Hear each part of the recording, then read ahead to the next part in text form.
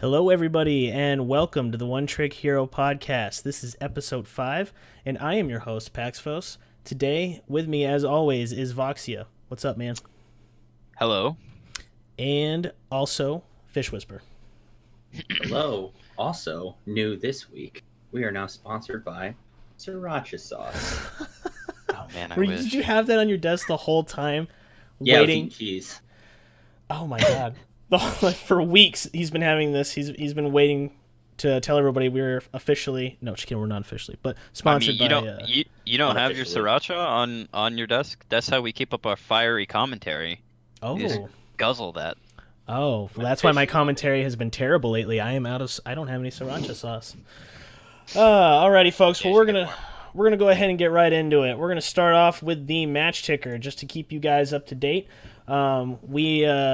The week that previous, because we are late today, we are airing on Tuesday instead of our normal Sunday. But the week previous, which was Fashionably late though, of course. Of Makes all course. the difference. Anyway, on to the ranking.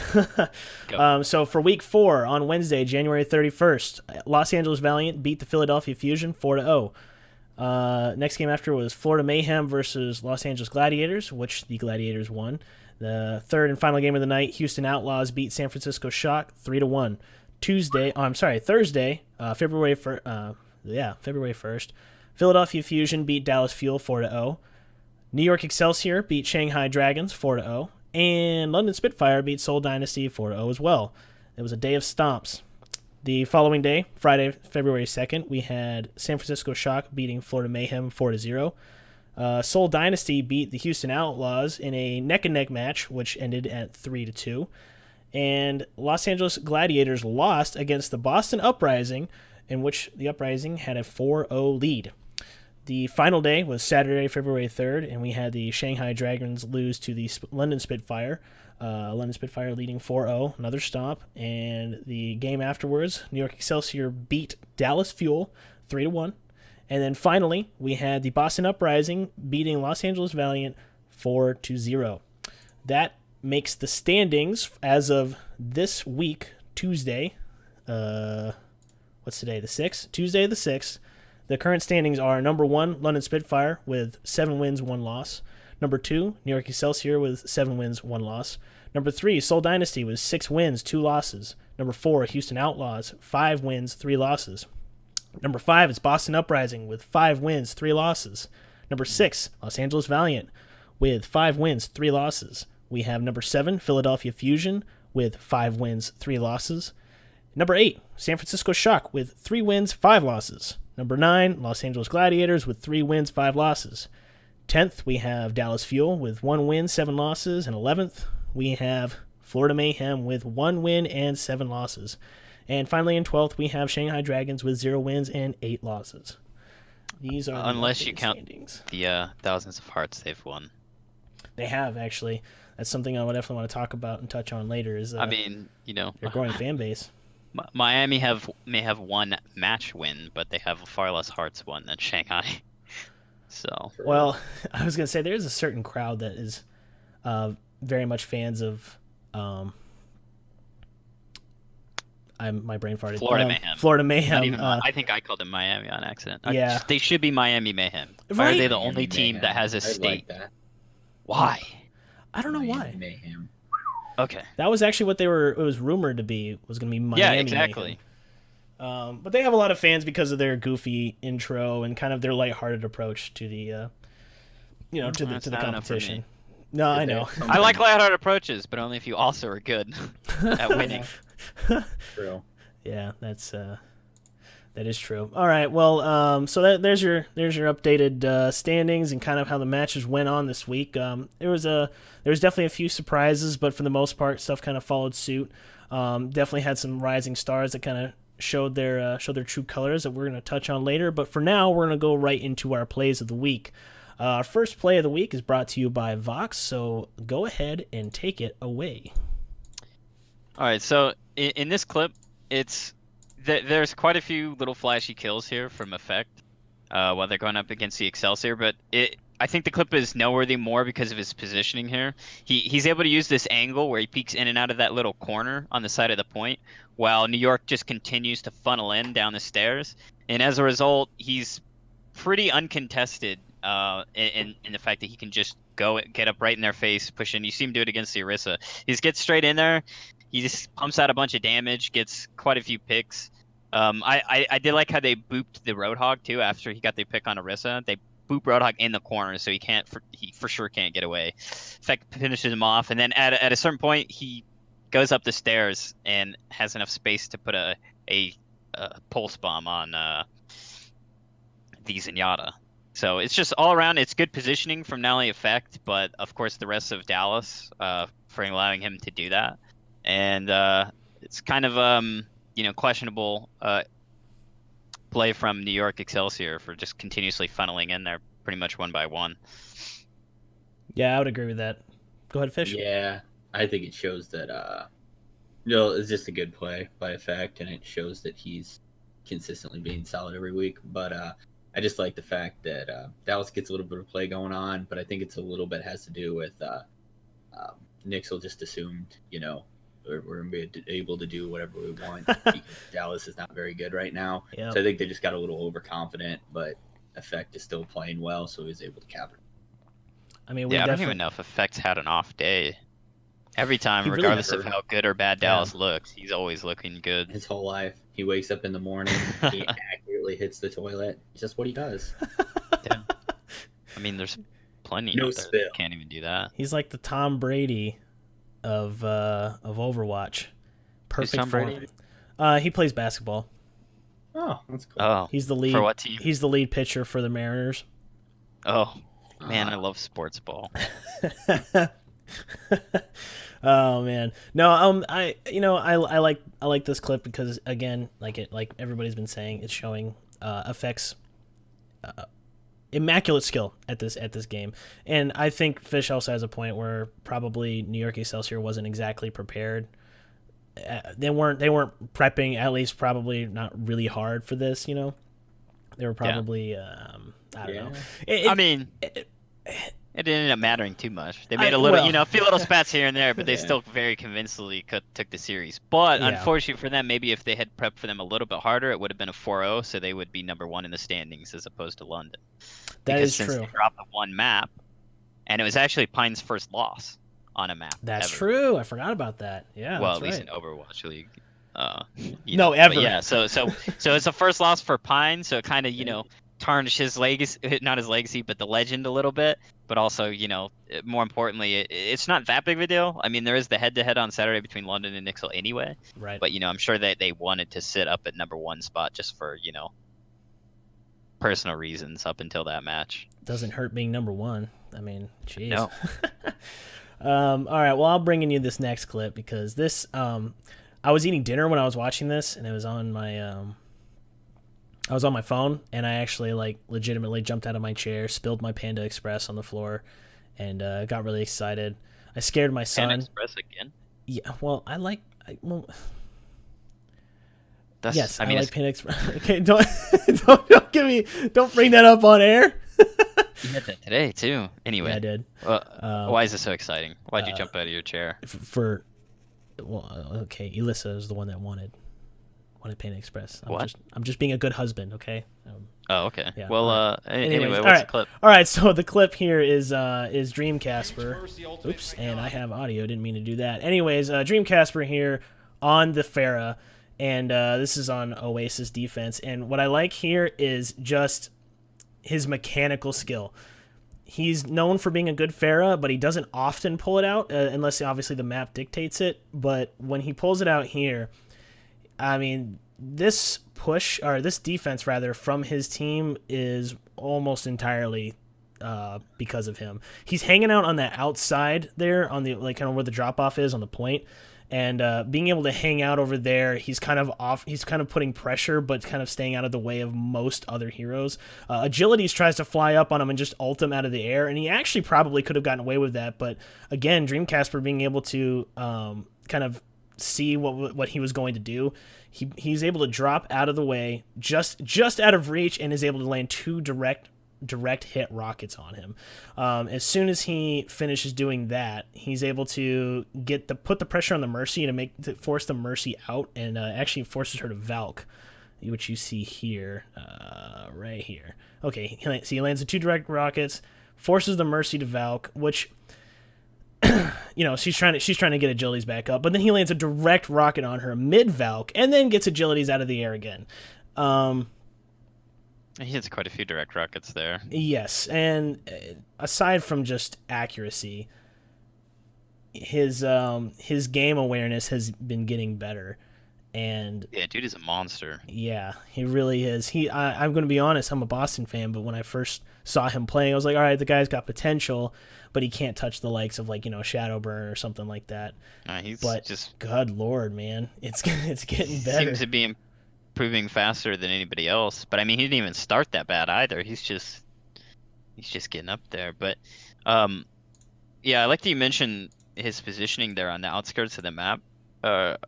On that side there, because if anybody wants to effectively, try to punish that, there's just not as many good spots to. They either have to look straight that way and pretty much turn their back to the rest of the point where obviously the rest of his team is. So that puts him in a spot where, you can hit Pharah, but everybody else is going to just be unloading onto you while you're turned around. And, you can also get shots on him from those vented kind of archways, the windows and stuff. Yeah.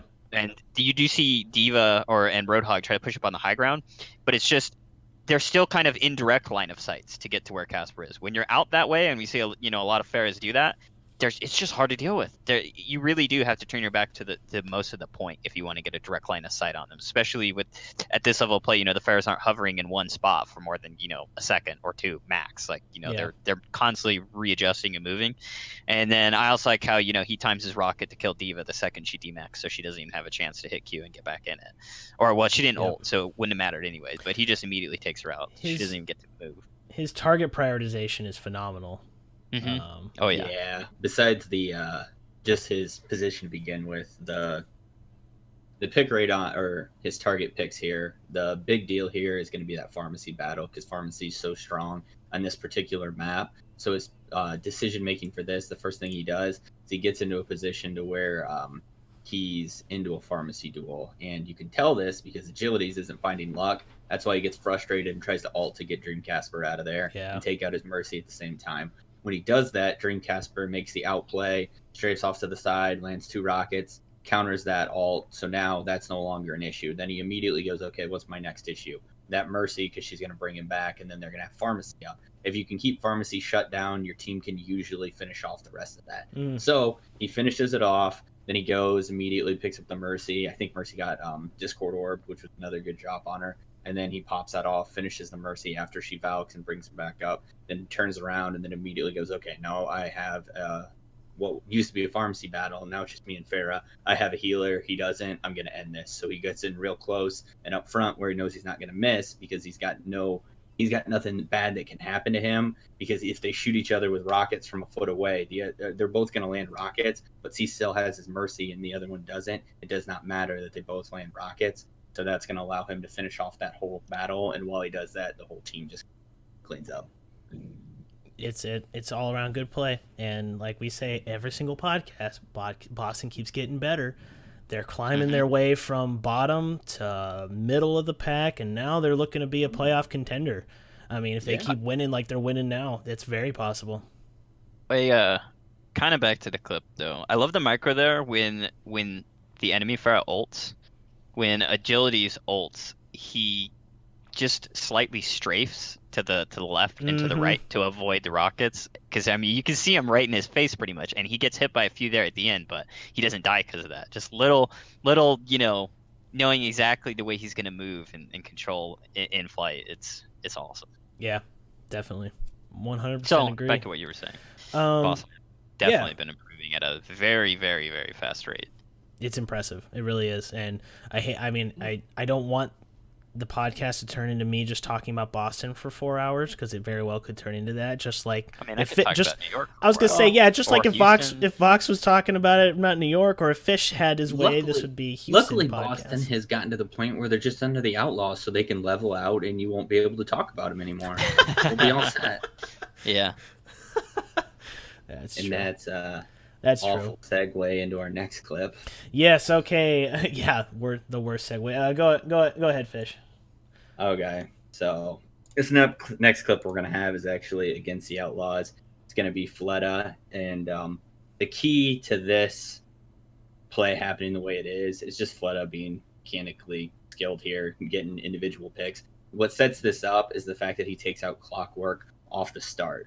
When you have a Widow on one team and you're outclassing the Widow on another team, it's going to put you in a position where you can just pretty much take free shots. And when you're as good at Widow as Fleta is at Widow, those shots are all going to hit, and you're just going to slowly wipe the team. It leads to Soul taking that initial point and then just pushing up from there.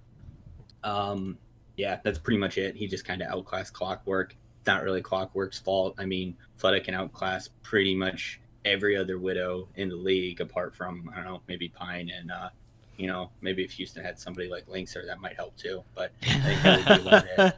Well, yeah, I mean, Clockwork performed admirably. He did. You know, Yeah, he actually performed better than I think a lot of us expected him to. Not that we expect him to be bad, but Right. Previously he'd only really shown the Tracer, but he actually was able to pull out and get some pretty good picks on Widow and various other things, which shouldn't be too much of a surprise. I mean, he is in Overwatch League for a reason. But as admirably as he did perform and as good as he is, I think that even Houston themselves saying, "Oh, we don't really play that different." From what we've seen, there is definitely a difference between Linkser and Clockwork, and that's, Yeah. I mean, there's nothing wrong with that. Linkser is just, like I said, from what we've seen, Linkser seems to be just, more effective at getting picks at a quicker rate and just really being able to help Houston lock down that defense because, how can you even get a good offense going when half your team's dead every second almost, right? Yep.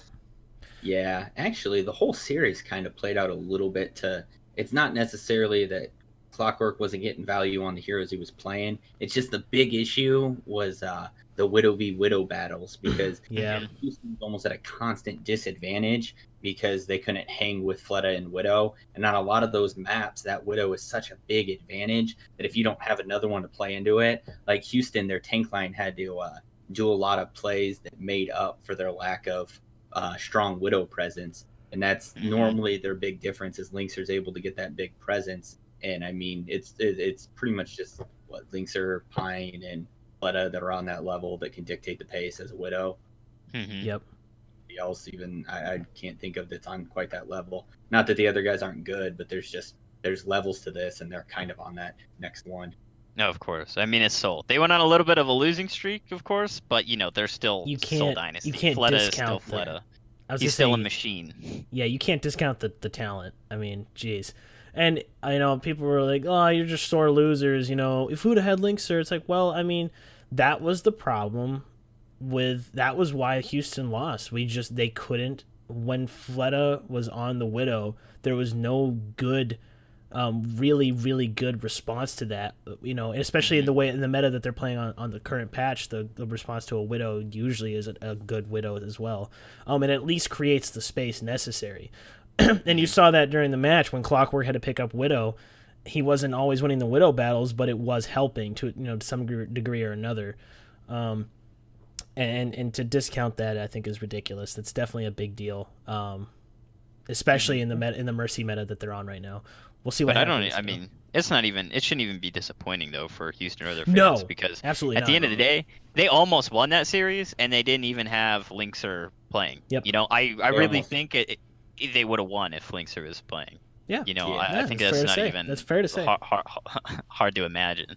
Yeah, I think Soul would have had to play a completely different style than what they would have done there with Linkser because Linkser wouldn't have let him do that Widow play the way that they want to. Yeah. I think I know Soul has all kinds of other stuff they could have done that might have been effective and they might have still been able to get a win over them. However, what they did there would not have worked with Linkser being able to play Widow too. Agreed. Yeah. All right, so Fish, you want to take the next clip? I think I do. Okay, go right ahead. All right. Okay, so on this next clip, pretty much it's just going to be a neat play by Pine. He's going to bounce in with the double blink, drop that pulse bomb. You're going to see him in the corner, give the victory Pine celebration. And I love the fist, the Pine fist. the only person that actively celebrates while he's playing. But Yeah. I mean, he can there though because he knows the whole push is shut down. Because initially it's just like, oh, a neat pulse bomb, but he picks off both the supports with it, so it completely shuts down. 100%. And anytime you can shut down an entire push using one alt, it's just good. I don't know if that was his intention, but it definitely Especially worked Tracer out that too. way. You get when you play Tracer, even at a decent level, not even Overwatch League level, you get your pulse bomb back so fast. Yeah. I mean, it's kind of the point. You know, when I first started learning her, I was like, you know, I try to save her for this big things, but then I realized that, you know, the best thing her ult is. Generally, it's totally okay to just get one pick or not, because one pick with the ult, if you get a stick, unless they trade another ult or something, which is potentially an even bigger advantage, one pick means it's a 6v5. And as we see from, you know, the top teams especially, when they get into a position where they're 6v5, they just win that fight almost right away. Well, at least Seoul and the other top teams. Yeah, they're also mechanically even, that if you get an advantage of an extra player, they're going to win that 9 times out of 10. I mean, and the way, and you could tell, you know, that her ultimate is designed to work that way because of the likes of Saviolbi. I mean, he's considered one of the best tracers, and his the best. If one of, if not the best, and the amount of stickies he lands. Well, that's, I don't know. We saw Jake play it this week. But I mean, Jake only played. It was just Junkrat with a different skin. He only played Junkrat. Okay, but the point being, he doesn't even land. Like, I don't know what the official statistic is. I'm excited for the stats page to come up at some point on the official site. Yeah, but exactly. but the amount of sticks he gets just isn't nearly as consistent as anybody else. He throws a lot of them, and it's like whatever you're expecting to hit kind of thing. But honestly, it's one of those things that's like it's designed to keep them at bay. You're gonna get it back fast enough anyways. Try and get a pick. Just try. It's almost like just another ability rather than a game changing You know, because if you do get a really good stick and it creates a pick or a trade of an ult or something, it's such a it's way more of an advantage than it is a disadvantage if you miss and don't hit anybody. Right. So it's almost always worth it to go for it if there's even like a good, even a decent chance that you have, you know, the potential to stick somebody, especially a support. Like for some, it's enough to where half the time in Overwatch you see tracers just throw their pulse bomb on a diva just to demech her. Well, that's huge. They don't even need to get killed. They just get her out of the mech so she can't defense matrix and absorb that damage. It's a big deal. It's just, you know, it's really highly tradable for a lot of different reasons. Well, and you know, it's not like for someone like Reaper where his ultimate. I mean, as long as you're using it right and you have the right comp for it, the right map and all that, his ultimate is very big. And you want to make sure you're using that at the right time. And a part of what you bring, your presence, is having that ult for how your team is positioning. Tracer, her ult is more so just she's more useful being in the fight than her ultimate is.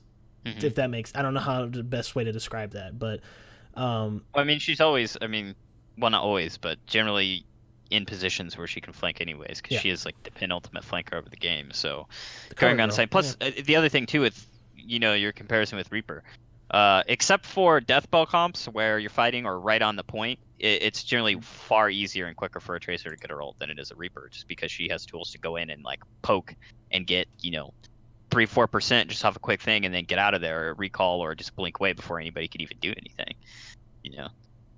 Exactly. So, plus tanks are just old batteries for her, so it's great. Yeah, that's true. Okay, so the next clip I'll be bringing to y'all. This is from our boy Undead from Shanghai, and let me just go ahead and I'm pushing the wrong buttons today. Wait, hang on. Before we roll that clip. Go ahead. Just want to say one more thing. Okay. Last time we highlighted a clip that was a utilization of high ground on the same map on defense, but it was a different part of the high ground. So that's true. It's just you know, it's another really good example of how, you know, unexpected positioning can obviously just get you a really huge advantage when you come from angles where the enemy doesn't expect a tracer to blink over, drop the bomb, and then just recall back. This game is almost entirely about positioning, and I love it. I love tricky positioning, almost 100%. And it's actually, you know what? Since we're going on this, so anyway, just want to highlight that, you know, the viewers we do have. If you guys don't experiment with positioning on different parts of maps, do it. Here to go along those lines, I'm actually just going to bring up an extra clip. You guys You all one of you Heresy. all one of you in the audience get a special treat today. You get an extra. You're welcome, Amanda. Where's Parker? Hold on, let me pull this up right here. Probably something with his kid. Well, you should put his kid in the chat too. Yeah, Everyone should be in the chat. Your kid Agreed. you can have 3 viewers. Okay, so let me. Here we go. I'll bring this up. This is an excellent showcase of positioning here, and this is just kind of showing how much this game relies on it. So over here, you see Fleta on the Widow, and he is keeping an eye out for Clockwork, who's on the sniper, but he's also looking out for Jake, who's on the flank. And I'm actually going to pause this right here and rewind it just so you can look at it one more time. This is good positioning for Houston. This is putting their big heavy hitter Fleta. This is a clip Yeah, using. yeah. On. This didn't make the final cut, but he just engineered a way to get this in here. It is okay. we were. It is good. No, go ahead. But we're talking about positioning, and I just want to poke you. Okay. It's fine. but we're talking about positioning, and well, first of all, Jake does some great juking on the tracer there, which I enjoyed that. That was seeing that live was really fun. But the reason why I included that was because, like what we were talking about, is positioning. Where Jake was, where Clockwork was, and their communication between each other, and what the team was doing on the main point, diverting Fleta's attention. They essentially were neutralizing a threat by simply being in a certain place at a certain time. And this game is hugely dependent on that. So, like you were saying, especially people who are trying to climb the ladder and they're trying to really improve on their game, improve on your heroes mechanically, yes, but positioning, and especially positioning based on your team comp and what you're doing, is huge, massive. You can have the most mechanically skilled person in the universe in a bad position, and he's gonna die. I mean, it's inevitable. And the same, we see that. I mean, with like Shanghai Dragons or even Dallas Fuel on the games that they lose, a lot of times they're not in the right position. Not saying they don't have mechanically skilled players, because they do, but positioning is huge, absolutely massive in this game. Seoul Dynasty is one of the best at positioning, and that's why they do so well, because of where they're at. So, and it's not even just the harass they get on Fleta, so he can't make the shots. Jake pushes up that way. Generally, you see a lot of tracers do this, so he knows exactly where she is. Yep. He can then communicate to Clockwork exactly where to put his scope, so he can land the shot as soon as she shows herself, which is what happens. Yep, it's very, very, very good all around. All right, so we're gonna go on to the actual next clip that we had, and this is our boy Undead over here with the Shanghai Dragons, and this is just a great clip of showing his technical and his mechanical expertise with with old McCree there. He's not my boy. He's what? What'd you say? Not on Houston. He's not my boy. Yeah, I guess for you that makes sense. Oh God, it gets me every time when he flashbangs the diva out of mech and gets the headshot. But I love this clip because, again, it's just the mechanical skill of Undead, but this is a team that hasn't been necessarily doing super well. But what I love seeing clips like this, because it shows they do have really good potential. Some of their players are extremely, like, you could take Undead and you put them on any other team in the DPS role, and as long as communication isn't an issue, he could excel. And that's it's not just him. There's other players on the team that are like that too. They have things they need to work out so they can get some wins on the scoreboard there, but they are not outclassed as much as some people would think. Yeah, I mean, we've been saying it here, especially the whole time. Anybody who's in Overwatch League is good. Even if they look bad compared to the other pros, they're still so many miles ahead of, 99% of other people that play the game. To call them bad is just plain wrong. Yeah. But for any other doubters, of Shanghai and just the skill they have in their players, stuff like this is awesome because it's literal proof. And it's not just them doing it against, I even love more so that it's the New York Excelsior, because it's Pine who's known for just stomping these control maps on McCree, and he's getting, pretty much stomped by Undead on the McCree. I mean, he upstaged Pine. Which is very hard to do. I love for Pine. A play. I love Pine, but yeah, he upstaged him there, and it was really cool, Yeah, at first I thought there was some weird overlay where they were putting Pine in the wrong colors for a minute Yeah, when he was popping yeah, off there, and I was like, spectator oh, bug. never mind. Spectator bug. That's sweet. was like, Pine I changed took- his name to Undead, and now he plays for Shanghai. That's what makes crazy. Pine so good. He actually they actually load him in the enemy team's skins on the server. That's how he gets behind them and just kills them all in McCree. They don't realize he's the enemy. Makes Yeah, sense. little known fact, because Pine stays alive so long, when you do get a kill on him, he actually comes back on Shanghai's team as Undead. That's where the name comes from. Mm-hmm. Oh, Have you seen his okay. hair? It's Little brightly fun colored. fact. He's definitely a real life anime character. He just has this. He has his ability to just transform himself to blend in with the enemy team and then just roll them. Someone That's needs why to. Pine's always so excited. I was gonna say somebody Yeah. needs to spend their artistic time and make an anime of Pine, like Overwatch I've League seen anime some Pine. fan art. Yeah, there's some talent out there. Yeah. Do that. Somebody made a Monster Hunter picture. I put it on my Twitter, but it's they took Monster Hunter World and then they photoshopped the Pine players' faces to be hunters and Shanghai Dragon's logo to be the dragon they were killing. Oh, that's good. That's good. I want to see Happy Pine with like a really upset Shadowburn just shaking his head at him. A really upset Shadowburn. What's the difference just between that and any happy picture of Shadowburn? I was gonna say. Yeah, what does an upset Shadowburn even look like? I don't picture it looking any different than I'm extremely excited Shadowburn. Hey man, I saw him smile once the other week, and they lost that game, so he maintains it correctly. Yeah. That is interesting. Maybe he got like in emotion school. He got them all mixed up. Really though, that was the only time I've ever seen him. There's the tweet I was mentioning. Yeah. Oh yeah. Okay, so let's get into our last clip here. We're spending a lot of time on clips, but go right ahead, Vox. It's all you. All right. So this clip is maybe a little bit different from what we normally do for the bad clip. It's not necessarily something silly or just a mechanical misplay here.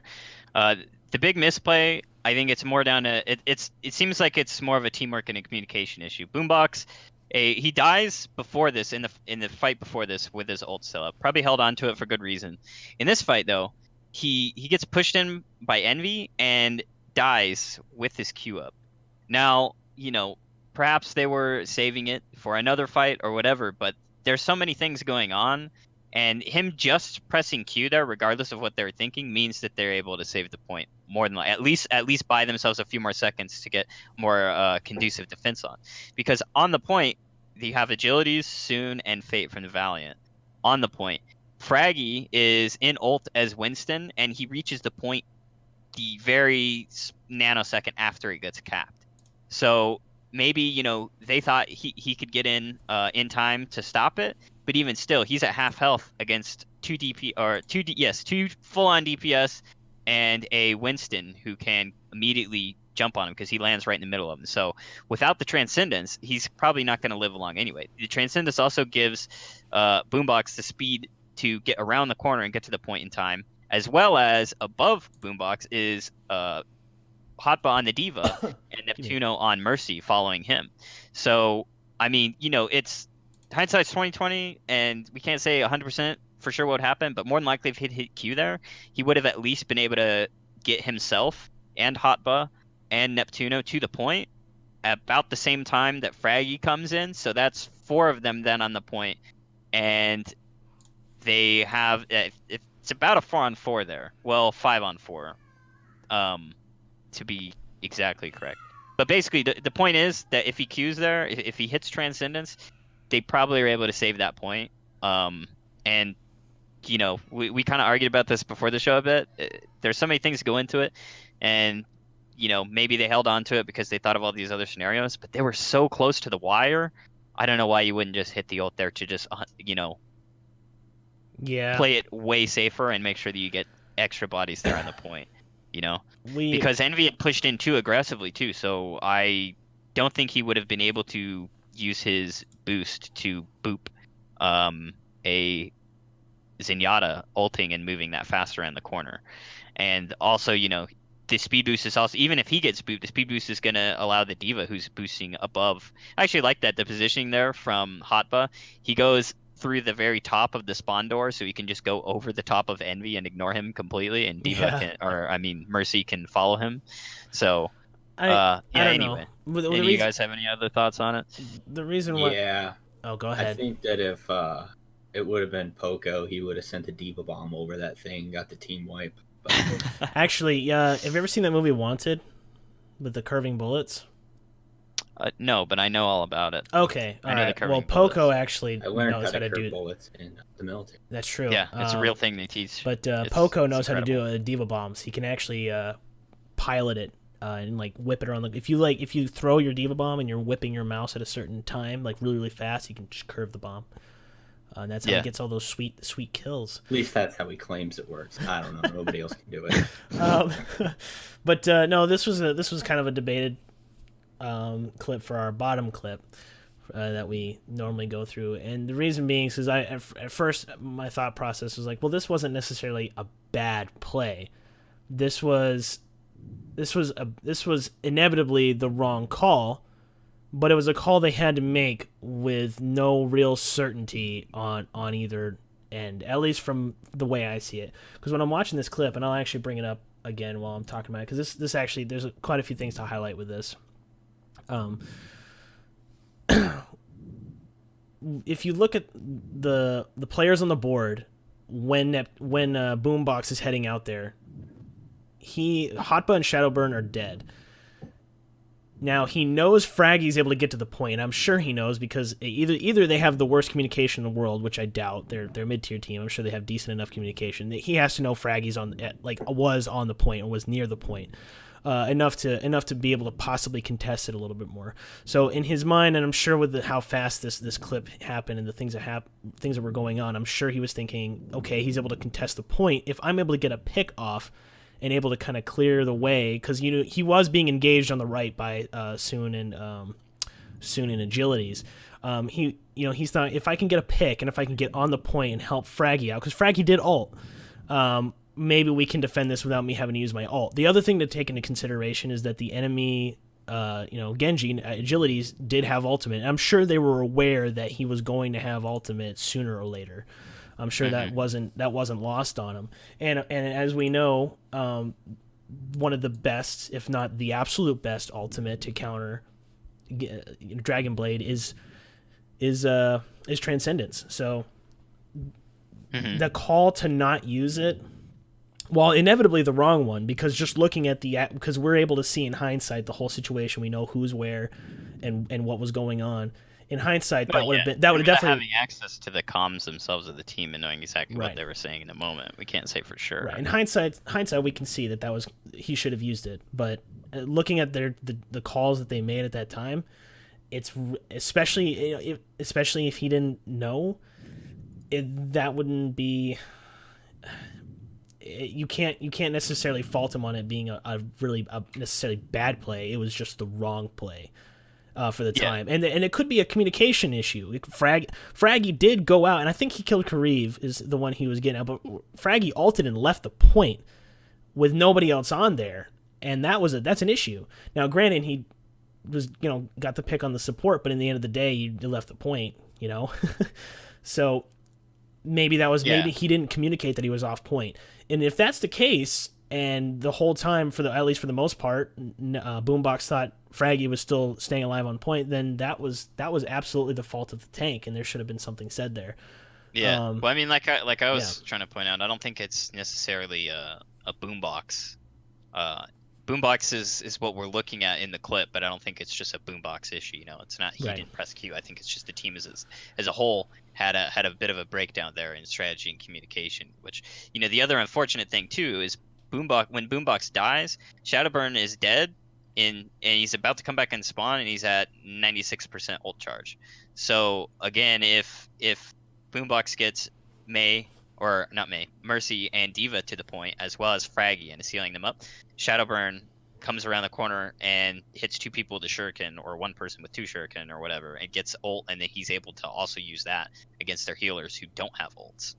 The only ult that Valiant had at that time was the Genji ult, so it's unfortunate for them, and I mean, obviously they didn't do it on purpose to lose, but well, and this is highlight stuff like that. This is kind of what we're talking about. The difference between the bottom, mid, and mid-tier teams versus the top tier teams is not that big. it comes down to plays like this and decisions like this where the slightest amount of communication and the slightest misplay leads to a loss.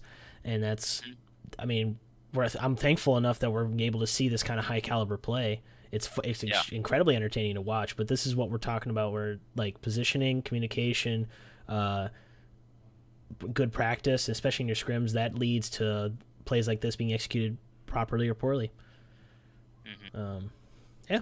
So, all right. Well, that'll do it for our. I need to close out all these. That'll do it for our clips this week. And now we are moving into the news. So we've had a few things happen this week that we kind of want to go over here. If I can figure out how to work my Windows or anything. I'm having a rough week with this. Excuse me. All right, so first, biggest news, obviously, the Mercy Nerfs went live. Woohoo! Yeah, that was last week, not this Tuesday, last Tuesday. So Mercy is no longer the OP queen she was on the in comp, and to throw a caveat on that, not a caveat, but an additional note on that is that she will be her nerf is going to be implemented on stage 2. The remainder of stage 1 will be played with the Mercy. Which makes sense. Yeah, exactly. Yeah. Why would you change it this close to the end? That would just be silly. Doesn't make any sense. Yeah. So stage 2, her nerf will go live, as well as the Junkrat nerf, kind of a nerf. I think they said that was kind of the point of their staging, the way that they did it too, was that they would have opportunities to implement patches and not affect specific stages. Yeah. Giving teams a little bit of time to brace for it and kind of get ready, you know. And I think that's something with time Blizzard's going to iron out and kind of get their we've talked about this on last podcast, but iron out and get their balancing patches into a a format that'll work really well with that. So with the Mercy nerf came, of course, controversy. All the Mercy mains came out and cried and said the nerf was too much and now she's useless, which I don't know how you guys think, but in my opinion, that's just gosh darn ridiculous. She's still definitely not useless. She's just not. She still has res. Strong. I mean, it's it's still good.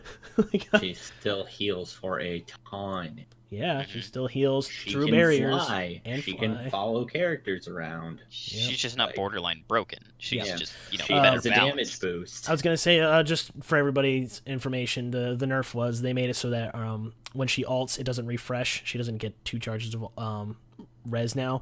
It hitting your ultimate using Valkyrie does not affect your res at all. It doesn't make it instant. It doesn't reduce the cooldown. You don't get an extra charge. Doesn't refresh. Nothing. Literally nothing. It doesn't affect it at all. Your movement speed is still impeded when you go to res as well. You still are slowed by 75%. Your Guardian's Angel also doesn't make you fly at 1,000,000 miles per hour now. It's it's down to a reasonable speed.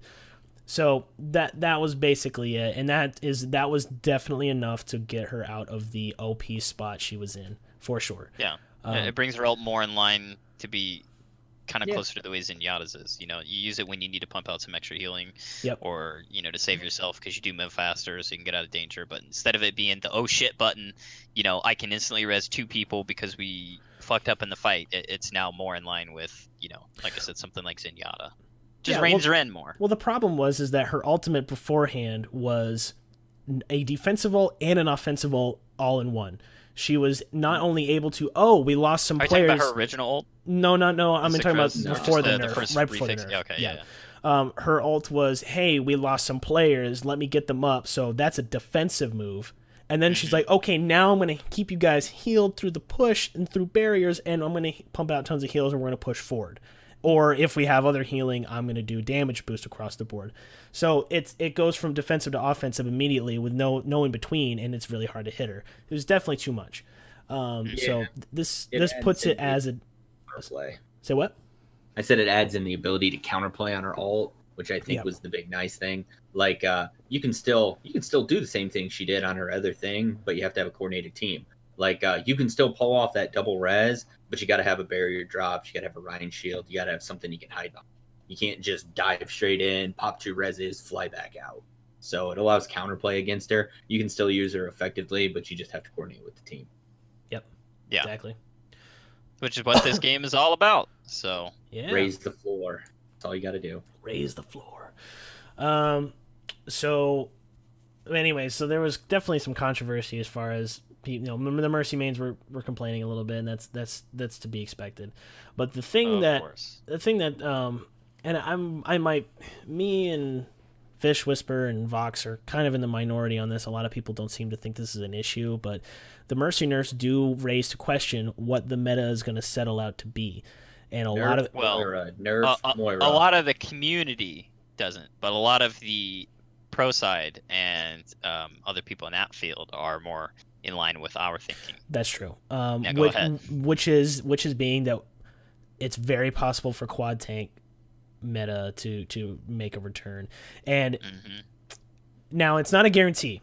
Let's just preface it by saying that it is not guaranteed that that's going to be the go-to meta for everything like it was in the past, because the previous tank meta, that was the best comp for almost every map and every situation was 4 tanks, maybe 3 tanks, and throw in a Genji or a soldier or something. I mean, now we have a little bit more at our disposal to kind of disrupt tanks with Doomfist and Reaper's changes and Bastion and all more that. Effective against tanks. Is Bastion it too. as Mercy year, whatever, how long it was, as annoying as it was to have her instantly res everybody picked off, at least you got to see almost every hero be able to be played. There was many comps. There was many do comps workarounds. You could play heroes that you wanted to. If it goes into a solid tank meta again, I mean, you just you can't play any heroes that are so and then your healers are still, so you can either put some healers, and it's not fun because it limits off just a bunch of the characters. Oh, plus less mechanically enabled heroes kind of start to come in the meta with the tanks. Yeah. There's just less. I mean, not only less variety, but there's less high skill plays. Like the kind of things we drop, like Pine dropping the bomb there. You just don't see stuff like that happen in the quad tank meta, and yeah, it turns back into that old school. Whoever hits grab into a diva bomb first gets team clear, which neat as it is, or an earth shatter that then just you get one of the healers out of it or something. Yeah. And don't misunderstand and think we want the Mercy changes to be reverted or anything. We did not like that Mercy either. We just don't want quad tank Kimura to be a thing. I think now that Mercy is not overpowered, I think really soon people are going to be tasting. Some of us already have or figured it out, but I think most people are eventually going to realize just how nutty Moira is. Yeah. And I mean, her orbs do so much damage with 4 tanks. I mean, she's the main reason that 4 tank would become a thing without Mercy. Yeah, exactly. Without Moira, with the Mercy changes to just bring Mercy a little bit back. With Moira now, she can just sit there with the tanks. She can charge a lot of her healing from damaging the tanks, especially because of a higher health pool. She can just sit there and hold on to them longer, charge up her things, spread her healing in a ball with her tanks. Her orbs bounce around, so they benefit a lot from going against comps that have a lot of people huddled up in the same area, which is a tank. And her healing orb also benefits in the opposite way, but for the same reasons. And on top of that, her ult, same thing. It's more effective for healing and damage the more grouped up people are, which is a tank comp. And her orbs, I forgot to mention, they also go through barriers. So, they're crazy. Everything in her kit right now is just set up to help these 4 tank comps be a thing. Yeah. And now, since we can't say for sure 100% it'll be a thing, it's disparaging because we've already seen some foreshadowing of that in Overwatch League itself. On the maps where it's really effective to get a strong ball, like Horizon Lunar Colony being the big one. Yeah. You see the Deathbond attack more often than not, or maybe not more often than not. I don't have the actual statistics, but we see it a lot. Yep. And without the Mercy there, it's not a big leap in logic to think we'll be seeing a lot more of it. Well, okay, and so I to preface, I'm not saying there's a problem with quad tank being used in niche situations. For instance, if that was a good comp to run, I mean, how it is now, I like. Yeah. It's not. There are it's not specific bad. instances where you see the quad tank roll out in Deathball. It's very cool to see the strategy change between that and dive and various other things. Mm-hmm. One map, it's neat, but on every map, on every play, on both when it becomes teams, the de facto best way to play, It's annoying. What irritated me is when people were defending it and they were saying, I hated Mercy meta so much, they said quad tank would be way better than Mercy meta. And that's where I could not relate to anybody. Because yes, and I'm the one who should feel the worst about this. I'm the support main in the group. I'm the one who's forced to play Mercy. I have to, and I like Lucio and Ana way better. I way better than Mercy and Zenyatta. But I'm stomach playing Zenyatta. Yeah, I'm the one that's forced to play Mercy, and I would much rather see that than quad tank. I'd much rather have a more balanced game, obviously, but if we're talking about making balanced decisions, let's never get back to the point where quad tank is the de facto strategy that's going to work on majority of things, because that is a terrible meta. First of all, it lowers the skill ceiling. It just does. And if you want to argue against that, you're wrong. You're just dead wrong. It lowers the skill ceiling. You're talking about 4 less mobile characters. Let's break this down. You have DPS, you have heals, and you have tank, okay? They work together in a symbiosis. You have the tanks that are creating space for the team. You have the support keeping the tanks alive, and then you have the support also keeping the DPS alive, and the DPS are the ones that are making the picks and getting the kills, or at least doing the damage so that the tanks can finish it off. They kind of work together as a group, and that's just the way almost every single Overwatch League match that we have seen. Trinity. Yeah, well, it's DPS healer, and it's what makes WoW, it works in most MMOs. It works in a lot of different games. When there's a good balance between the 3 and each is equally represented, it's the best. Yeah, and this is what creates most of the strategies and most of the complex strategies that you see being used in OWL. When you introduce quad tank, specifically quad tank, triple tank kind of muddles the waters a little bit, but quad tank especially, you are cutting out one of those equations entirely. So strategy goes out the window. Almost out the window, because with quad tank, the ideal thing for quad tank is death ball. There's no dive quad tank. There's no flank quad tank. It's death ball. I mean, that's how it works. That's not to say it's completely devoid of strategy. No, of course. There's way less diversity in it, and there's way less baseline strategy going. Absolutely, and it's it's boring to watch. It's just boring to watch. If you don't, well, I mean, of course it's subjective, but we all agree on that. Well, I don't know. Watching quad is kind of like, old people having sex. Like, it's gonna finish, but you don't want to watch it. Yeah. I mean, it also makes the matches more drawn out, and and it makes the fights less exciting almost all the time, because they're so dragged out, and a lot of times nothing ends up happening. I mean, at least when the previous time we watched tank meta, that's kind of how it felt. There's also just, if put aside all the other arguments, tank meta being a hard meta means that more than half, or at least half, of the heroes in the game just aren't used. Which is terrible for a game. That's horrible. It's terrible for balance. It's terrible for spectating. It's terrible for playing. And of course, depending on the level you're at on the ladder or whatever, you're not gonna, not everybody's gonna mimic the meta at all points. But when people use that argument, we're like, well, if it's the meta, you don't have to play it. That's true. But when your enemies are playing the meta and you're playing a less, unless you're way better than them, if you're playing a less ideal style of play in the game, you're more than likely not going to win. And people know that, so most people tend to tick to the meta. There's some characters who just straight up can't run at all against the tank meta, even being better than them. Like, you're not going to out tank meta if you're running Widowmaker on your team. It's an automatic loss, because you're not going to be able to pick them off, and you can't do pressure to counterplay. You can't support the advantages. And they can just stand on the point. You can't get the advantages you need to make her effective. She operates off picks. Meta was enough to pull Shadowburn off Genji for a while. Yep. Because all he could do, he would just use them to build his ult and then try to kill them with Dragon Blade. That was his whole game. Hopefully. It was enough to make him play other stuff. Yep. Yeah. It's honestly, it's terrible. And well, like I mentioned earlier, we have more tools in the game now to deal with it than we did when the last time tank mode was here, with Doomfist, with Reaper being changed, Bastion. But we'll have to wait and see how effective those will actually be. I mean, Doomfist can go in and kind of disrupt tanks and stuff. That's one of the things he's good at. Also the fact that he's not taking as much damage means he lives longer in the fight, which means he gets more use out of his passive. He gets to build some of the armor up and just continue to be kind of a problem in there. With Reaper too, it's kind of the same thing. He really benefits the most in fights where he can get in the action and just sit in there, lay a bunch of pellets on tanks. Yeah. But we'd have to wait and see. Yeah.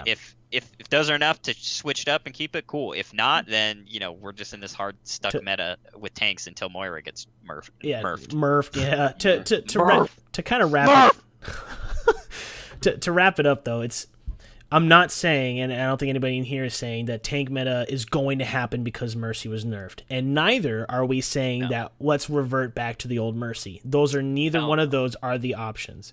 And I'm not saying that the meta is going to happen, but that is something that everybody, including Blizzard and the pros, should be very wary of, is the return. And they absolutely should be, is the return of that. And if that happens, it needs to be nipped in the bud. And of course that bud is Moira. She is the enabler right now. So that's something everyone should be considerate of and should think about. I don't think we should just rest on like, oh, Mercy's gone, and I literally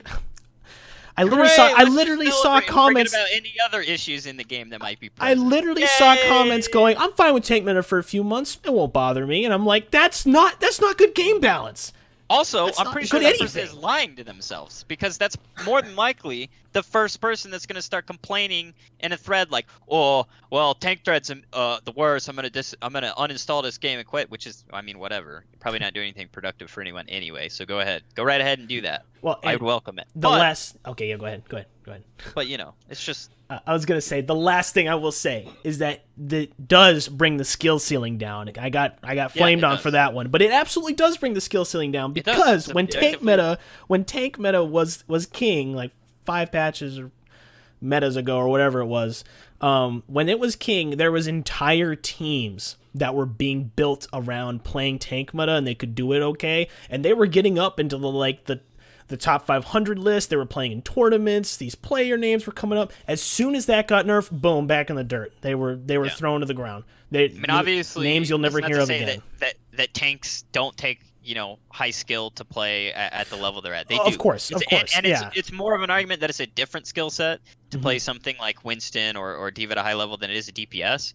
But just the way the abilities work, there is less chances for little mechanical outplays and interactions between two tanks as there is somebody like a Genji versus another Genji, or a Genji versus Tracer. They have just more offensive abilities because they're damage dealers. That's their role. So there's just more ways that they can just get in and little outplay each other and stuff. So just as a whole, the skill ceiling just goes down, like you said, because it's not like tanks don't take skill to play, especially at this level. They have less tools to do things that express that skill. Yeah, it's a different style of tank when you're running it with DPS than it is with just other That's tanks. also, too. I mean, when we have the dive menu, you see aggressive tanking, so you do see more. When Deathball and everybody's just focused on like staying as a group and just trying to do as little as possible to get themselves in danger, it's a snooze fest. Yep. Yeah. Well, I think we've harped on it enough, and I'm sure we're going to get flamed for it, because I did. But whatever. I don't. It's okay. Yeah, I was going to say, I don't care because I'm right. So Exactly. I mean, I'm sorry. I'll burn alive if I know I'm right. Screw it. I'll gaze upon from the afterlife, laughing at the people still alive. Because at the end of the day, I knew I was right. Yeah, I'm sorry. Can't take that from me. Experience with that one. Yeah. Okay. Okay. All right. So moving on to the next piece of news. Now that we've spent like an hour on that, so there. You can tell we don't like meta. Yeah. Recently, the camera operators, the guys that are doing the spectating for your lovely Overwatch League that we watch every week, they've been coming under a little bit of fire from the media, from some media, and from users and people, basically saying that they're. I criticized them last episode. Yes, However, yes. I also included my criticism. I know they're human. They're going to do this job. Yes. And they're going to get better at it. And this week they did. I saw a lot more Genji ultimates from the perspective of the Genji this week than I did last week. Almost as though they listened to me directly, which is probably not the case. But they got better like I knew they would. So some of the fire they're getting just it's too much. Well, and what I think is there was a lot of buildup and hype around Overwatch League when it kicked off. People were just excited to see the new skins, the team, the production value was over the top, and people were enjoying that, which is great. But now that they're starting to watch it on a regular basis, they're starting to realize, they're like, hey, they missed this play, or they didn't quite look at this at the right angle to catch it at the optimal view. Yeah, I mean, and that's the perspective my criticism came from on the last show. Yeah, and honestly, it's one of those things that, as we said before, it's going to come with time, and not 1 week's time. Months and months and years is what it's going to take. And Overwatch is definitely the hardest suspected esport. Absolutely, To 100%. date. I mean, it just is. There's way more things going on. We said this last podcast. It is the hardest to spectate, to watch even. And they've made it so it's good enough to watch right now. Like, I enjoy watching OWL, and I know you guys do too. And that's a testament in itself of the strides they made so far. Now, there is room for improvement, but I don't think we'd be willing to sit here and talk about it for over an hour if we didn't enjoy it. Exactly. Right? Yeah, exactly. But XQC did say that he went out to say that the pros should work more with the spectators, the guys that are doing the spectating, to kind of help them kind of show what they should be focusing on during combat and during the engagements. And I think that's I'm sure some already have. Excuse me. I'm sure some have already.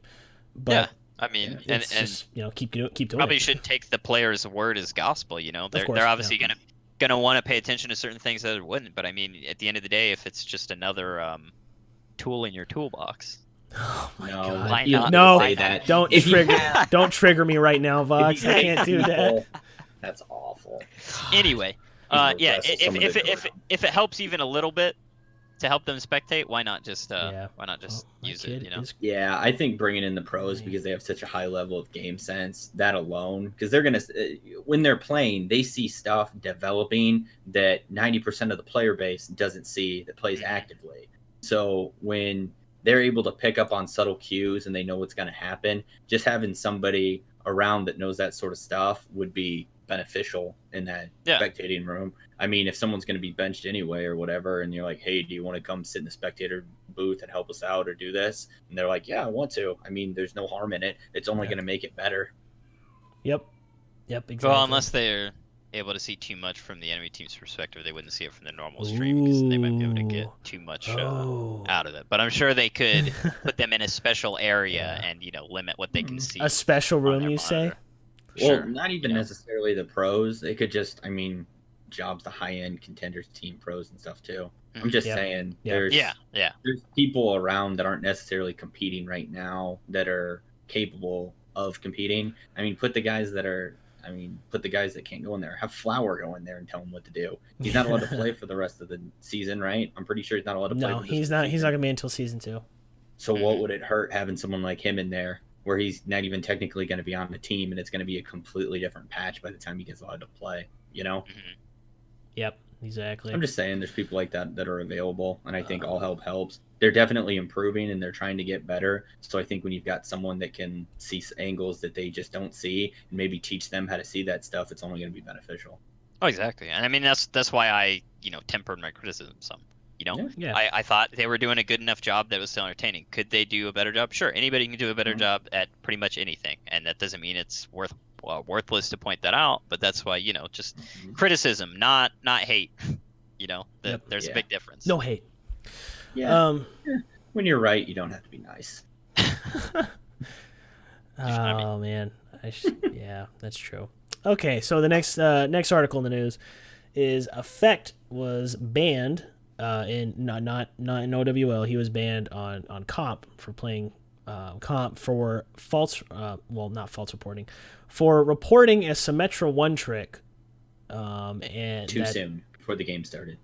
No. Well, was that what it? I think that's why it got banned. Right. I think the reasoning behind it was that since the game has not started, that they cannot reasonably tell whether or not that person is trying to win, because you're not allowed to report people for their hero select, but you're allowed to report them for not contributing to team play. If I remember correctly, I think also the fact that he cussed at him or something was part of that. I don't remember all the details. That part I didn't hear. The stuff that I saw that I read on it was saying that it was reported because he reported him. Pretty much, he didn't give him a chance to. And since you can't technically report people for picking whoever they want, I think that was. I don't know. It's a big. Wasn't it somebody that's proven to just pick? It was a proven one-trick Symmetra. Yeah, absolutely. They do it all the time. Right. So he got him a couple times. Well, I was gonna say this kind of goes to the other part that I'm attaching to this is Tim the Tap Man recently had a clip that of him.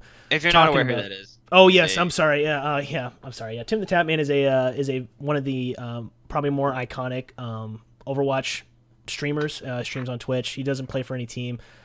He's usually somewhere around in the Master Grandmaster bracket. I think he's hit top 500 maybe once or twice, but All right. but either way, he is he's very active and a very big icon and voice for the Overwatch community. And Yeah, it's a even pretty big following. yeah, and he doesn't necessarily enjoy playing Overwatch right now, even though he enjoys the game like a lot. He said in the clip he enjoys the game, but he's not really enjoying it right now because he's constantly being stream sniped, and that is an issue.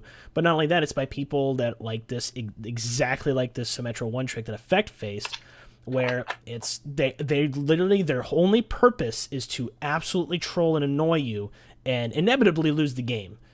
Because of their play style and their attitude. So the reason why I bring this up in the news is kind of They're just being shitty on purpose because they can get away with it. And there's nothing you can really do about someone that's going to be a garbage person. But You can ban them. well, yes, and that's kind of what we're talking about. What does Blizzard need to do to tighten up on this and make it so that this doesn't happen, especially for the people that are advertising your game? I mean, essentially, that's what Tim the Tatman and Effect and everybody that's streaming on Twitch, that's what they're doing. They're advertising your game. I mean, think about somebody who's watching him and they're thinking maybe they don't even play Overwatch. They're thinking about getting into it, and then he expresses those concerns, and they're like, well, maybe I'll hold off on buying it and playing it because I don't want to get this a guy Symmetra who one trick. loves it doesn't even want to play it at the moment because there's so many people actively willing and will try to ruin your game. Yep. Yeah, I thought I saw a thing by our Lord and Savior Jeff that he responded on there and was asking for information on when it happened and what they saw, and to send him a clip or something, because that's something that they can easily handle. So I don't know. My idea is, Jeff, you should hire me and Voxia, and we'll watch these streamers, and we'll clip all these offenses for you, and we'll go ahead and send them to you. And we will gladly do that in exchange for. Why am I not in this group of people? Because you have a real job. You've never played Paladin in World of Warcraft. Also, yeah. Oh my god. You have a real job. Voxy and I are actively looking for something else. That's why. So okay, but it reminds me in Counter-Strike Global Offensive, they actually have a system where I can't remember the actual vetting process. The actual vetting process. But there, you can sign up to be a part of a program that's ironically enough called Overwatch in that game. Yeah. And what they do is, and yeah, it's been around longer than the game Overwatch has. So, but in any case, they watch clips from people who've been reported in games, and they, make a decision on whether they think it's somebody's actually hacking or whatever, and then it's like another layer that goes into finding out what these people are. So if there's something like that in Overwatch behind the scenes or not, I would definitely be willing to go in on that idea. I would love to sit behind my computer and get to judge judge people and get the ban hammer thrown at them. I would love that. It's a two-pronged problem. There's two issues here. One, there needs to be something done to streamline a involved reporting system, not just, hey, send a quick text message, basically. That's what you're doing to around the. I mean, think about all the reports they get too. Well, right. But I'm saying there needs to be a more streamlined way of doing this with conclusive evidence, such as clips, videos, stuff that would really show to report someone that's not playing properly or the game making the game. Affecting the game negatively. That needs to be streamlined and fixed, and they need to have a better way of being able to get this information out there and have better community representation with this. But also the other thing is what's allowing this to take place in the first place, which is having heroes like Symmetra who are completely useless on 50% of the games because she's just Symmetra just is not a thing. It can't happen, and there's a lot of maps where she's almost useless because of the terrain, and and even on defense, just because she's super defense hero doesn't mean she's more useful than any other hero on a defense map. And that's what I'm getting at But there's two ways to tackle this, and I think both should be done by Blizzard. One of them is obviously fix the reporting system and get us something fleshed out, streamlined. Maybe work on that along with a redone matchmaking to kind of flesh things out a little bit. But then two, really take a look at the way you're A, doing future hero development, but B, the current heroes that we have that really have no place. There's two of them are not like the other. Every other hero is able to see play in almost every situation, whether it be attack or defense. They just kind of, it just depends on the map and the composition. But with Symmetra and with even to a degree Torbjorn, that's a problem, and it's innate to their turret-like nature and the way their kit is built, and that is to me poor design. And if they're going to continue developing the game the way they are, which I like the way the heroes work together and everything. If they're going to keep it on this path, though, they need to do something about Symmetra.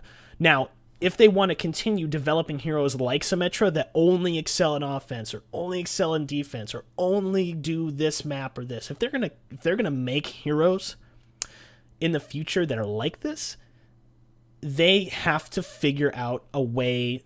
They have to do something about the matchmaking, because you can't queue in a matchmaking system like this and have that option right there for a hero that can only be used in one situation, but technically you can use it everywhere, and you shouldn't, judge them for using it anywhere, and then that just creates issues. Well, That's I mean, bad. there's that argument too, but there's almost an argument that makes all of those not irrelevant, but I mean, it's just even more baseline, right? Overwatch, you can tell, was made with the intention for people to be able to and to swap heroes, depending on the situation, right? That's how the game is supposed to be played. I mean, Blizzard has said that too. I'm pretty sure they have anyway. They have. You're able to swap heroes on the fly. You're not locked into playing one hero for the entirety of the map, or the attack side or the defense side, so that you can swap to different heroes in different situations. It so happens that some heroes you don't really ever have to swap off of because they're good in either situation. But the players who only play one hero no matter what, they're not playing the game properly the way Blizzard built it. I don't think that they can shy around that bush too much. Yeah, everybody should be able to play and have fun their own way in non-competitive. If you're playing a competitive mode where there's actually stakes on winning and 100%. losing, and you can't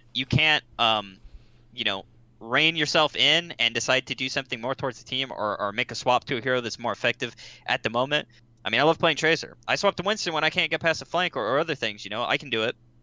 Plenty of people can do it. Anybody can do it, right? But the people who aren't willing to, the people who they have the statistics to show in their match history that they only play this hero all the time, it doesn't even matter if that's, they're obviously not playing the game the way Blizzard wanted to be played. And how is that not okay to be, a bannable offense at that point, right? They're not only being a detriment to their team, and they're also a detriment to the enemy team. If somebody's fucking up their team so hard that the enemy gets a free win, they're not really improving off of that. No. It's the same as a bad practice. It's like, if you fucking were training for a martial arts tournament, you just went to a playground and beat up a bunch of kids. You're not getting good practice out of that. Maybe an ego boost, which could be argued to be good, right? Good point. You're not really The only anything out of that. advantage is it's fun. Yeah, they're not just ruining the environment. Yeah, they're not just for the guy kicking the kids, not the kids. Yeah, no. Whether you're kicking, I guess it depends on the children, kid. or Your playing kid might enjoy getting hit in the you're head. The same He person. does hit his head on stuff. Oh, but yeah, my point is that they're not just muddying the experience up for their team, but also the enemies, because they're not getting a full competitive match out of that, which is what competitive is about, right? Yep. They're not playing the game the way it's obviously intended to be played. Yeah. They're shitting on everybody else, and if one person, their way of having fun means 5 other people, 9 other people, or 11 other people don't have fun, minority rights, majority rules. Yep, I totally agree. I think there's a bunch of things that can be done about it as far as how to approach it, but it's clear that something needs to give, and they need to approach this soon. I don't think this is one of those things I don't think should be on the back burner. Obviously they have different teams working on different things. It's been a problem since the beginning of the game, basically. It's just that there were other issues that were more in our minds then. Right. And now this has been around so long, and people are really starting to attach to it because, hey, this was an issue back then. It's still an issue now. These other issues have been solved. This one is different. It's a different issue. I'm going to agree with Blizzard when they say that there's not a easy, quick solution for this. Yeah, absolutely. but that's not an excuse to sit on it forever, right? I agree. Now, again, I'm not saying that's what they're doing. I know that, you know, they are doing a fix, but, you know, maybe they should prioritize it more if it's not way up there. That's what I'm saying. Yep, absolutely. Not a whole lot we can add on to that other than that's just something needs to happen. And hopefully soon. Okay, so the next up on the news is we're gonna go ahead and skip D. We're gonna switch to E here. Florida Mayhem announced they're the guy who owns Misfits and Spoont. Is that what his name is? Spoont. Yes. Spoont. Okay. That is his Twitter handle. That's what he Okay. goes. It's not his real name. That was his God-given name. That's not his God-given Christian name. Oh wait, that actually is his name. His name is Ben Spoont. Oh, The owner of Misfits. Okay, that makes sense. The owner of Misfits organization, and Misfits organization owns the Florida Mayhem. I'm so sorry, Ben. If you're hearing this, saying. I'm so If sorry. that would have been your first name, it would have been weird. I mean, oh yeah. my God. Okay, all right. Okay, I'm Yeah. sorry. That was out of left field. I didn't even look at his real name. Oh my God. Okay. Okay. Anyways, he tweeted out that Florida Mayhem is going to be taking on Zappis, who, if you don't know, was a flex player for Team Gigante. I believe Tank. Yeah, he was flex Tank, right? Yeah, that's what it was, Tank. For Team Gigante, they were the winners of last Contenders. Gigante, they actually beat Misfits, and that was when they had Zappis in the tank, and actually Linkser was on that team. And one of the big highlights of Contenders EU was the Linkser versus Tavik matchup, and Linkser gave it to him. It was really good to watch. It was really fun to watch. So this is an excellent addition to the team, in my opinion. Not only does he have some knowledge of their team and kind of the players and their play style too, but he is a good tank. Now he is being hired on as a sub, but we're gonna see how that plays out. But it's good. It's good to hear that Florida's taking on more people. The other part of that actually Vox brought up to me later on today is well, maybe Tavik doesn't have to be the only one that can drive the bus now. Maybe maybe they can share time. So the other thing around this, the with Joy, there's also some kind of sad news. Not really sad news, but they have a new player in the roster, but it's been reported that they are struggling financially, as an organization, I guess, and they're not necessarily struggling financially, but like they're supposedly really tight with their money. Right. I don't know. Right, if that means that's they're what I meant. Yeah, stingy, They are not investing in or they're infrastructure. struggling. Yeah, they whether that means they're struggling and they don't have enough funds, or they're just being stingy with their money. I mean, at the end of the day, Blizzard owns their ability to be in the Overwatch League, so I'm sure Blizzard will, figure it out. And if they're not up to their standard, they'll, find a replacement. But yeah, so Well, we can't comment on. That only has one coach, right? yes, Yeah, we can't comment on I think. why they're doing what they're doing with their money. But the point is that they have one of the smallest rosters. They only have The one smallest coach. coaching staff. They live the furthest away from the studios out of any of the teams. The closest to that is LA Gladiators, who live 45 minutes out. Yeah, and Tavik apparently drives the bus that transports the players there and back every day, because they also don't have a driver. They don't pay for a driver to take their team to and from the studio while living far away. So I mean, that driving's not horrible torture. but an hour, I'm sure Tavik doesn't hate it if he volunteered for it, but he could be spending that time focusing on the game. An hour turns into 2 hours when you go both ways, so that's 2 hours of your day every day. Plus, you're LA spending traffic driving. is fucking terrible. So. Yeah. Which is probably why it's an hour. It's honestly, that's kind of sad because we're seeing now that good coaching, good team exercise, good scrims, good work, teamwork, all these additional little factors really play into showing, having a good showing, and Florida hasn't had the best of showings, and this is you can't say 100% these extra services that this team has mean they win more than this other team. Obviously, it's at the end of the day, it's still down to the players to play their game. That's true. But they certainly do seem to help. And there's a big difference between, I mean, Dallas, right? I mean, we saw that Taime said he's going to be working with a personal trainer, and Dallas came out and said that they actually now have nutritionists, Yeah. and they're going to have most of the players on a diet. And that's not even something new in esports. A lot of League of Legends teams, most of the ones, at least in North America, they do that. They have chefs on hand at their team houses, and generally they make pretty healthy meals for the players because, you know, you can discredit all you want if anybody wants to, but, you know, it's been proven literally that the healthier you are physically, the healthier you are mentally, and then that allows you to, like, you know, play better. Now, it affects different people at different levels, right? Yep. But that is it's literal science that, you know, being healthy helps you perform better. So it's not only literal science, it's physical science. Yeah. Literal. Metaphysical. It's also mental science. Anyway. But spiritual science. I mean, the Soul Dynasty, they have a lot. I mean, they got financial advisors for their players, so that they can, you know, be advised on what to do with their money while they're in the league and stuff. They also have nutritionists and all kinds of stuff. So, you know, like I said, it's not 100% a 1-for-1, but there is a lot to go and a lot of X factors to consider when you have an organization that has way less infrastructure and support for their players than one that has far better. I mean, think about it. The less things you have to worry about in real life when it comes down to what you eat, where you're going, what you're doing with your money, any of those things, the more you can focus on the game, which is what you want to do if that's what your life is, right?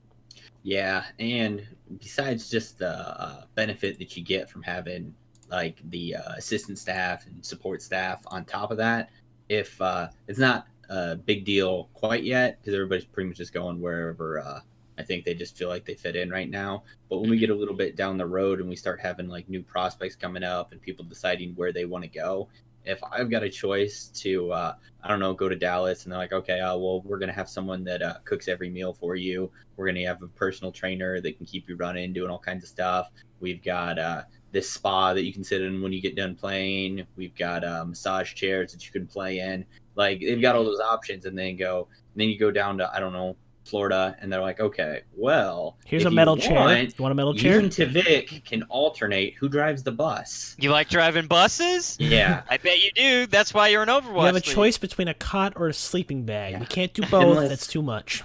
Unless Florida, and the only way they're going to be able to get people if they're like, okay, well, we'll double whatever Dallas is offering you. And even then, you might still be like, I don't know, man. It sounds like it's going to be a way better gig over there. Because it's not going to be in play yet because they're not like trading a ton of players or pulling in a ton of new talent yet. But that's going to be something that they think about. It's the same in sports. You know, the teams that have a better legacy, they have a better footprint. There's more prestige around being on them, on that team, and for that team itself, a lot of it comes down to the kind of ways they set up their players outside of the game. Well, I can tell you from experience going to colleges that want to recruit you. I can tell you from experience going to the different colleges, the biggest thing that I saw was facilities. When you go to different places, their facilities, it's the biggest thing. Like if you go somewhere and it's like old, wooden, rundown, you're like, man, this is not a nice place. I don't want to do this. And if you go to somewhere that's like bigger name, they've got brand new equipment, brand new stuff, especially if you don't come from a school or an area that's got nicer stuff, and all of a sudden you're like, wow, you're gonna just give me a solid gold seat. That's just I can't turn that down. I don't even care what you do. These are all things that come into play. Infrastructure, nice facilities, just you're impressed, you're gonna be like, okay, that's why teams like Seoul, I'm sure, are willing to put down the big bucks to do those kind of things. They know that they can better maintain the talent they do have, and it sets them up to attract more talent in the future. The more ways they have to, and honestly, make their players the best players they can be. Honestly, I think what it boils down to is, what it boils down to is the guys who own the teams understanding how a real sports team works, like how a real franchise, a real a real sports team, like how it works, because there's a lot more to it than just whipping up a team and throwing a sponsor label on there. Like there's a let me beat you to it, Boston. Okay, go ahead. Yeah. Okay. Well. Yeah. Okay. Thank you, dude. You set. I know me, that's dude, what you want to talk about. I love you. You set me up. Into it. You set me up. Perfect go example. Ahead. Boston. Talk about Boston, the team that everyone thought was going to be so bad that they had no idea why they were even forming a team. and they're just working their way up to the top. And this is absolutely 100% a testament to infrastructure. This team is owned by Robert Kraft. Scouting. And talent scouting, but that's part of the infrastructure. That's part of the exactly. Yeah. This team is owned by Robert Kraft. He's not an idiot. He owns the Patriots. He owns many sports teams. He knows how this works. He knows what you need to succeed and what the players need to succeed. He's going to give them what they need, and that's proof. I mean, same thing with Soul Dynasty. Soul Dynasty knows how to make a proper sports team. They've been doing this with esports forever. So with Soul Dynasty, it came just like that. They had everything. Actually, KSV is relatively new in the esports scene as far as all things are considered. The parent. The point is Kevin Cho, the guy who owns KSV. He's clearly very smart and involved in what he's doing, and it's not a cash grab. He wants to be in this for the long run, sort of how, Noah Winston, owner of Immortals, was when he came into the scene for esports. It wasn't just, I'll just, make a team and give them enough to be able to play, and hopefully they do good. No, he was really, laid all his cards down and was ready to give all the things that are needed to make something great. Yeah, there's a lot that goes into it. Yeah, they put into their good coaches, and then their coaches make better decisions on players, like how Houston won't recruit anybody they think is toxic or is going to clash with them, pretty much regardless of how good they are. Yeah, exactly. I mean, it doesn't matter how good you are if you're causing the rest of your team to play like ass because they don't want to be around you. Yeah, exactly. And actually, that kind of goes at least not in Overwatch. That kind of goes into the next news article, and I'm sorry I didn't put this in the show notes, guys. I'm springing this on you last minute here, but this actually just came up today. Irrelevant. Throw it at me. Throwing it at you. I like improv. Yeah, Numlocked. He just recently, there was a clip of him on the top of Reddit, the competitive Overwatch subreddit, and wait, this isn't a surprise. I just told you about this. Luckily, I saw it earlier today. Unless you're talking about a different thing. No, okay. This is basically Numlocked expressing his frustrations with being with Los Angeles Valiant. Because of him being on the bench, right? Because of him being on the bench. Now, on bench the kench. Yeah. Now he was saying he's not having fun, he's not enjoying himself, and this is a big disappointment, and he's struggling to be happy about it. And he's saying he's not even getting played for scrims. Now, the way I'm looking at the way he described it, and the way I'm looking at this is you have two things. One, they're not being played. You should be playing your benched players. Not all the time. There's the game schedules is very fast, but playing your benched players is key. You absolutely should be doing that, because if you come into a situation like, I don't know, let's say Lynx are sick for Houston Outlaws, and if you just never scrimmed with Clockwork, well, you're screwed. Like, I'm sorry, you're screwed. You need to. Yeah. That's part of. I mean, the way I explained this to my wife earlier was, Tom Brady is the quarterback for the New England Patriots. He's the playmaker. He's the big guns. If he goes down, if something bad happens to him, New England Patriots have another quarterback. They have another one, but he's not going to see play. I'm sorry. I mean, Tom Brady's the playmaker, and it's all about winning at the end of the day. He's not going to see play, he might go in if they want to see him catch a pass. Houston has definitely looked stronger the less they started utilizing their subs, because when they first came in, they utilized them a bit more. Then they decided to focus more on their core roster. Muma said it too, and that was and that's fine. Different teams are going to operate differently, but I personally feel that, I mean, granted, I'm not getting paid to make these decisions, so what do I know? But I feel like at least in I could be, at least in scrims, why not utilize your subs in there? I mean, and to talk about scribs. To talk about scrims. Sorry, I was envisioning a day with esports cribs, and I could be on MTV. Anyway, so.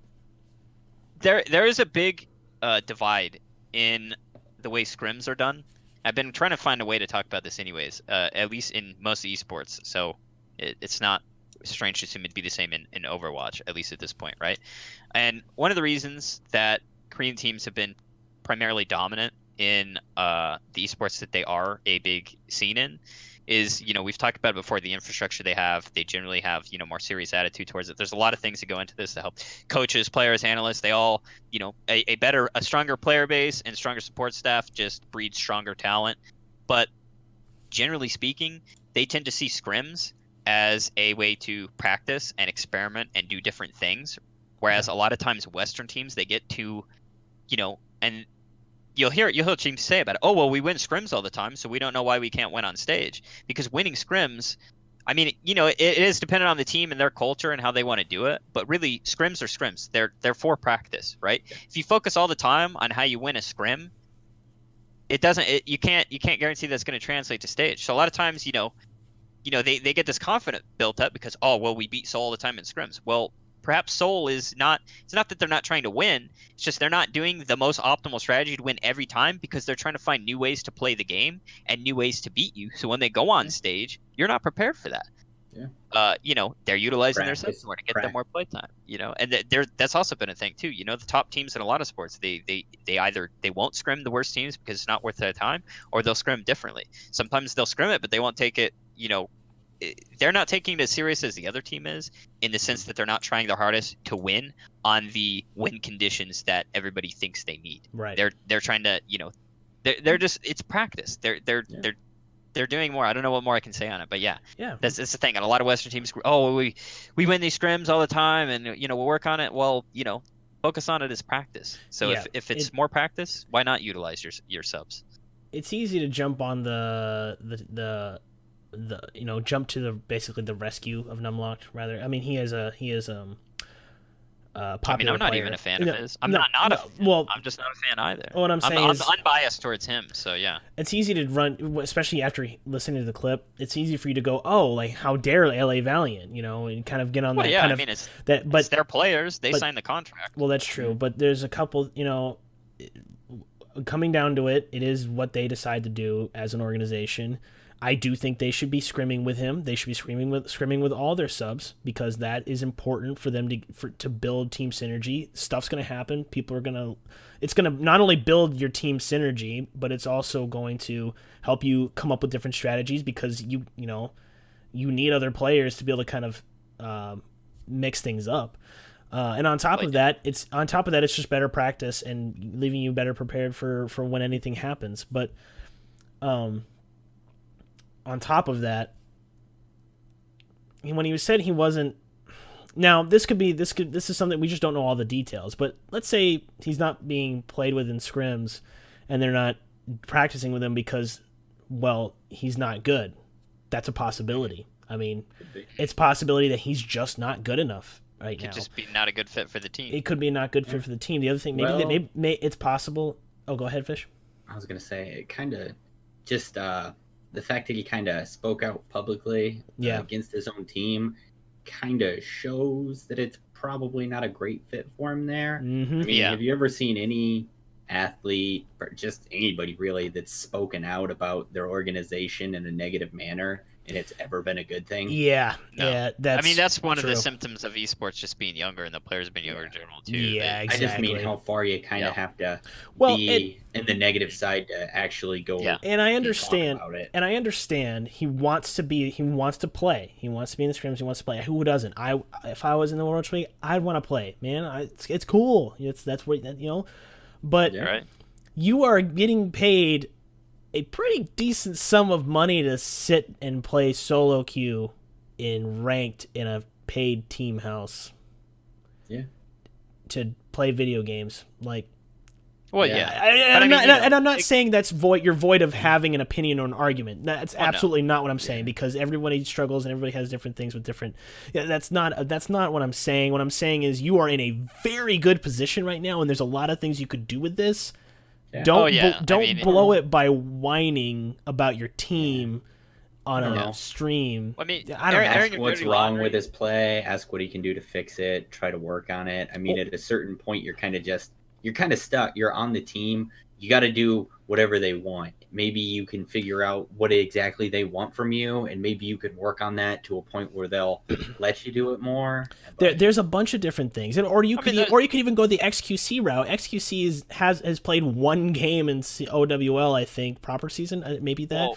And he's just spent his time streaming. He's making a big name. He's more popular now than he ever was before, and he's played one game of OWL. There's 101 different things you can do to position yourself financially, fame-wise, game-wise, like improving your technique. There's 100 things you can do other than just kind of complain about it, which that's just my opinion. To be fair to him, if he thinks he's being injustice, I can't fault him for wanting to speak up about it, right? That's true. But That's like I true. said, a problem that has been, cost a lot of players in various esports, is just like I said, a general lack of maturity just because of the age and less life experience a lot of these players have before they get to the big leagues. We've seen it with XQC, we've seen it, a ton of other ways, right? Sometimes, when something's really bad, you put it out there. For something like this, I don't know if I would have gone ahead and said it because it can damage your reputation, with other organizations, they're going to pick you up. However, I can understand why I'd want to express it because if he's not scrimming and he's just on the bench, if he doesn't get stage time, even if he is scrimming, but he doesn't get stage time, if he wants to leave the team for any reason at the point, it makes him a less lucrative prospect to pick up potentially because, nobody's seen him on stage for so long. Teams may be less willing to pick him up because they're like, well, we haven't seen you play. So then he gets locked in a cycle of being a sub and then a sub and then a sub. So I can understand his frustration. But that's where, again, that's where you need maybe to put it wasn't the most in. mature thing to come out and just say it the way he did. But you can there's always a way for you to show yourself, especially in this environment, especially with Twitch being a thing. There's always a way for you to prove your worth and continue improving your craft, prove yourself to the team, make yourself more marketable, professional. There's just 100 different things you can do, at least from where I'm seeing, that are more productive and to put you on the map and to position yourself better. That Yeah, that's why I think it's probably a maturity issue. There's probably better ways you can do it. I just don't want it. I don't want it to sound too much like we're just like bashing on Unlocked or whatever. No, because I've been in that situation. We've actually all three of us here have been in that situation where we've been got shit on.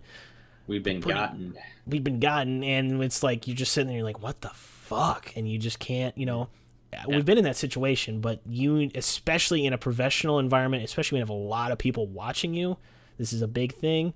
You need to be a little more mature about it, and you need to put a lot of thought into how you're going to position yourself and market yourself. Yeah, at the end of the day, he signed the contract. The team don't own him as a he's not a slave to the team, right? But the more mature thing, if you're not happy with the team's wait till you're signing or wait till your contract expires or talk to the org and say you want to, move on to a different thing, see if they'll hook you up with opportunities and try to get a trade go on. And Immortals has proved themselves as a good organization in the past. Yeah. In other esports for things like that. They transferred their star top laner in League of Legends to a team when they already had planned on signing him because it was a better opportunity for that player because that team was better for him. Yeah. They sacrificed to set him up. So Immortals has proven themselves as a good organization. Well, and I think so. I think Fish kind of nailed it though, where he said, and to kind of wrap this up, is he nailed it when he said, have you seen another player for a professional sport speak out against his organization and it work well for him? For the most part, does not. It's just you need to be careful. XQC's will come close to doing something like that too, speaking out against an organization. It's like you need to be careful. They're paying your bills. If you're speaking about something that's legit, maybe not morally wrong or a crime, if there's some really bad shit going on behind the scenes, speak up about it. But for things that are just minor to others, minor majors doesn't matter. For things that are more personal complaints, it's not always the best idea to throw them out there. Sometimes it's better. Yeah. Most of the time, it's better in situations like this to, kind of just take it and give your contract. Once again, we're not dogging on LA or Numlocked. This is just our observations on ways to approach this. So we are fresh out of time, so we are going to skip our last segment, Hero Select. We're not going to bore you guys anymore. It was Undead. We already talked about Undead. And Undead was our hero. We've talked about Shanghai plenty of times. Yeah, so. Undead was the man. He's everybody's boy except for we Fish. We knew they would, and Linkser. There's proof. I don't know where the term "proof is in the pudding" comes from. It just means the pudding was good. Like it tastes good. But I can tell you it accurately describes Linkser. Yeah. Linkser is pudding. Guaranteed. Yes. You mean Undead? So, Undead is the pudding Undead. that we were going to talk about. Undead. I said Undead. Oh my god. Undead is oh my gosh. Pudding. Linkser has a spoon, and he's going to eat him. Undead pudding?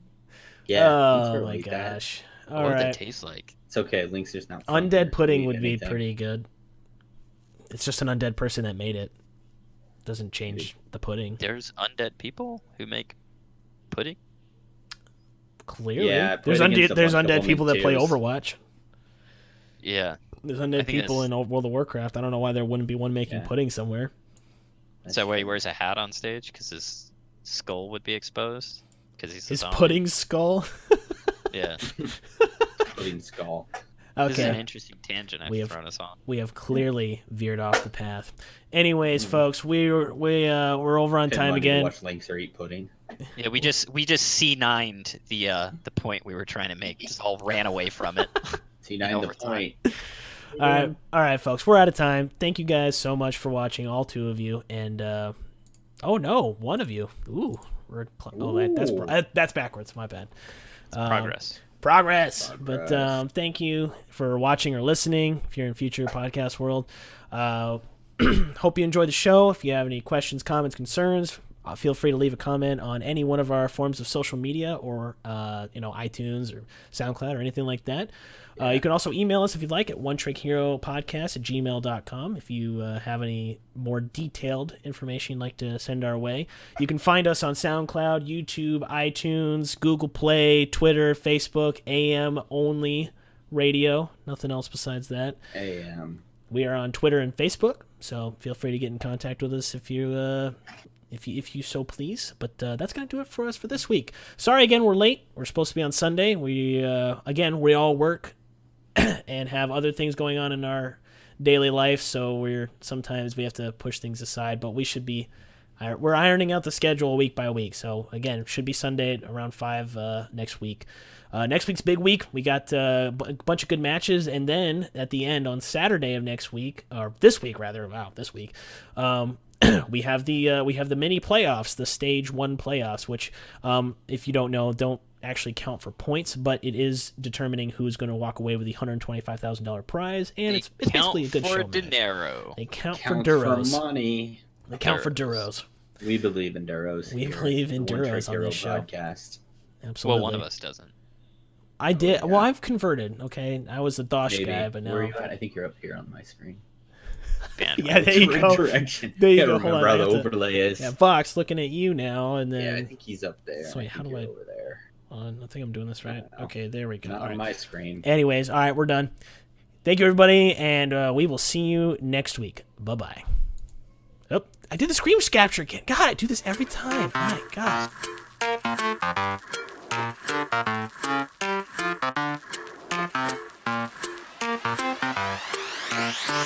Ow. Ah!